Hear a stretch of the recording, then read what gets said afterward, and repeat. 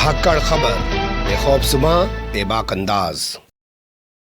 धाकड़ खबर के news room से मैं आपके साथ हूं अकरम रईस खान। उदयपुर हत्याकांड के बाद एक्टिव हुए या एक्टिव किए गए केरल के राज्यपाल आरिफ मोहम्मद खान अभी तक टीवी चैनल्स पर बैठकर एक किताब के हवाले से दावा कर रहे थे कि मुसलमानों को मदरसे में आतंकवाद की ट्रेनिंग दी जाती है और उसी का परिणाम है उदयपुर हत्याकांड। लेकिन अब एक कदम आगे जाते हुए गिरिराज सिंह की तरह जो केंद्रीय मंत्री हैं, जिन्हें लोग कहते हैं वीजा मंत्री हैं, जो आए दिन मुसलमानों को पाकिस्तान चले जाने की सलाह देते रहते हैं, उसी टोन में बोलते हुए आरिफ मोहम्मद खान ने कहा कि जिन मुसलमानों को शरिया कानून पसंद है, शरीयत कानून वो लागू करवाना चाहते हैं, तो वो उस मुल्क में, उस देश में चले जाए जहां पर शरिया कानून लागू है। जी हां, ध्यान से सुनिए, थोड़ा गौर से सुनिए। केरल में राज्यपाल की सीट पर बैठे हुए आरिफ मोहम्मद खान ने भारतीय मुसलमानों से कहा है कि वो उस देश में चले जाएं जहां पे शरिया कानून लागू है। जब से उनका यह बयान सामने आया तब से दो तरीके के सवाल पैदा हो रहे हैं। पहला सवाल यह पैदा हो रहा है कि क्या वाकई में भारत में मुसलमान कोई शरिया कानून लागू कराने की या करने की कोशिश कर रहे हैं? 75 साल का इतिहास क्या बताता है और आजादी से पहले का इतिहास इस बारे में क्या बताता है? दूसरा सवाल यह पैदा हो रहा है कि आरिफ मोहम्मद खान कहीं 2019 की तरह मुसलमानों को भला बुरा कह के, उनको गाली गलौज करके फिर से एक बार भारतीय जनता पार्टी की मोदी सरकार से अपने कोई राजनीतिक हित साधने में तो नहीं लगे हुए हैं। पहले राज्यपाल बन गए थे और अब उन्हें लग रहा है कि उपराष्ट्रपति बना दिया जाएगा। अगर उनको उपराष्ट्रपति बना दिया जाएगा तो मुख्तार अब्बास नकवी का क्या होगा, जिनको बीजेपी ने ना संसद जो है रहने दिया, ना वो मंत्री रह सकते हैं? तो दोनों सवालों का जवाब आपके सामने रखने की कोशिश करूंगा इस रिपोर्ट में। लेकिन सबसे पहले बात कर लेते हैं आरिफ मोहम्मद खान के बयान को लेकर।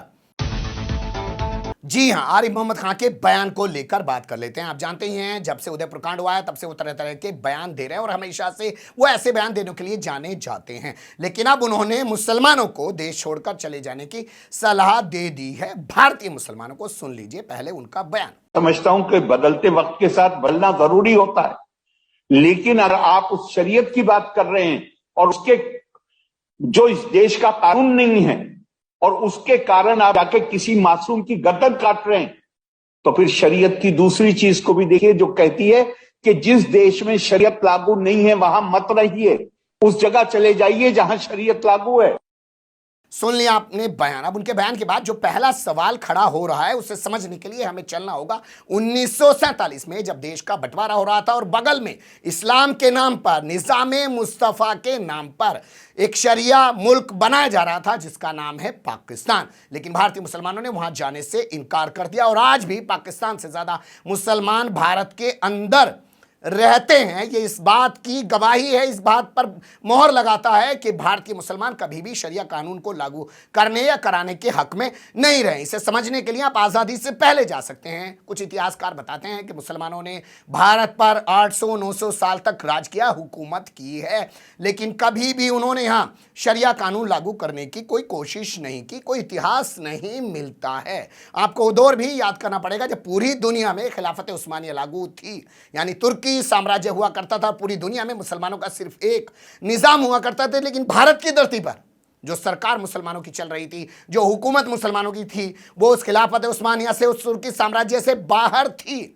इस बात को भी आपको समझना पड़ेगा, यानी उस दौर में भी यहां पर शरिया कानून लागू नहीं था। आज़ादी के बाद के भारत की बात करें तो मुसलमानों ने कभी ऐसी कोई कोशिश नहीं की है। यह अलग बात है कि संविधान ने जो इजाज़त दे रखी है मुस्लिम पर्सनल लॉ की, वो हिंदुओं के पास भी है, सिखों के पास भी है, ईसाइयों के पास भी है, उसी तरीके से मुसलमानों के पास भी है। वरना इस शरिया कानून के मुताबिक चोरी करने वाले के हाथ काट दिए जाते हैं, बलात्कार करने वाले को सड़क पर पत्थर बांधकर पत्थर से मार मार के मौत के घाट उतार दिया जाता है। मुसलमानों ने इंडियन पेनल कोड के तहत ही तमाम चीज़ों को स्वीकार किया है। इसके अलावा आप और बड़े स्तर पर जाकर अगर चीज़ों को समझना चाहते हैं तो आप जानेंगे कि जैसे भारत में हिंदुओं ने, ज़्यादातर हिंदुओं ने राम को तब पहचाना जब टीवी पर रामायण आने लगा, उसी तरीके से मुसलमानों में भी बहुत सारे शरिया कानून के बारे में, इस्लामी और मुसलमानों की तहजीब के बारे में तब जाना जब बहुत सारी फिल्में और टीवी सीरियल बन गए।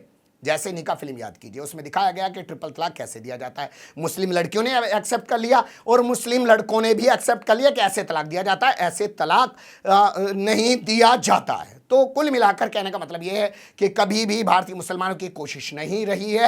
आज भी आप देखेंगे कि बड़े बड़े मुफ्ती बड़े बड़े फतवे जारी कर देते हैं और मुसलमान उन फतवों को मानते नहीं है। बाद में अपनी इज्जत बचाने के लिए मुफ्ती को ही कहना पड़ता है कि भैया मेरा फतवा तो एक सलाह है, धर्म के आधार पर मैं थोप नहीं रहा हूं, मानना ना मानना तुम्हारा इख्तियार है। यानी कुल मिलाकर कहने का मतलब यह है कि मुसलमानों ने कभी भी शरिया कानून लागू करने की कोई बात नहीं कही है। अब बात कर लेते हैं इस बात की कि उदयपुर कांड को लेकर, हत्याकांड को लेकर जिस तरीके की शरिया कानून के तहत दलील दे रहे हैं, लागू करने की कोशिश कर रहे हैं मुसलमान, आरिफ मोहम्मद खान का ये कहना है वो दलील भी एक तरीके से गलत है।